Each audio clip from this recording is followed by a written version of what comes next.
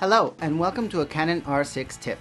Today, how to connect your Canon R6 to your Mac via USB cable. Super useful if you want to shoot tethered to your Mac or you want to download the pictures from your R6 to your Mac. The first thing you need to do is on your Mac, download the EOS utility from the Canon webpage. I've posted a link to the website in the description below. On the website, choose your camera, the R6, to download the appropriate software. After downloading, follow all the steps to install it on your Mac. When you've finished installing it, the most important step is to reboot your Mac. Make sure you reboot before connecting the R6. While it's rebooting, we can already connect the USB cable to our Mac. You can connect either a USB-C cable, I use the one that comes with the Mac's charger, or if you have a USB-A to a USB-C, plug it in with the use of an adapter.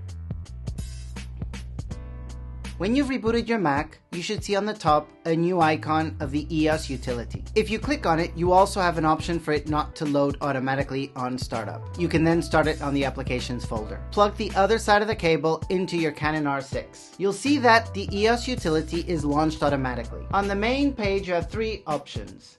Download images to the computer. This is how you download the images already on the SD card. Remote shooting, which is how you shoot tethered and using your Mac to control your R6. Or camera settings, where you can do things like set the date or upload copyright or IPTC information. Just showcasing some of the functions, if you go into download images to your computer, you have two options. One is start automatic download, where you can download all images automatically, or select and download, which I'll click now. And this allows you to select a couple of the pictures and then download them to a folder of your choice on your Mac.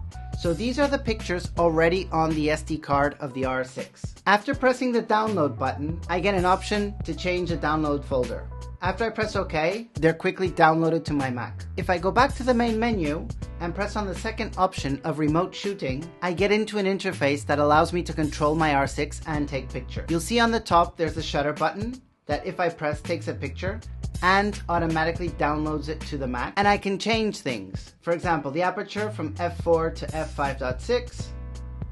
I can change my white balance. An important thing to note is I need to configure where I want my images to stay. I can either have them downloaded to the Mac and only the Mac. I can have them saved only to the SD card or both Mac and SD card. I also have another great functionality, which is the live view shooting mode. Here, when the window opens up, I can see exactly what the R6 is seeing. I can change some elements like white balance. And I can set up the autofocus mode.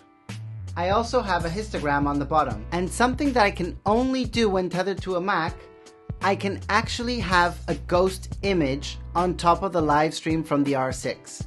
This is especially useful for people that are doing stop motion because it allows them to see the previous picture while setting up to shoot the next one. You can even customize the picture with panning, zooming, etc. When you are done with the live shooting mode, just press done on the bottom. On the remote shooting panel, press main window to go back. I hope that tip was useful. There's more on the channel and plenty to come. Feel free to subscribe.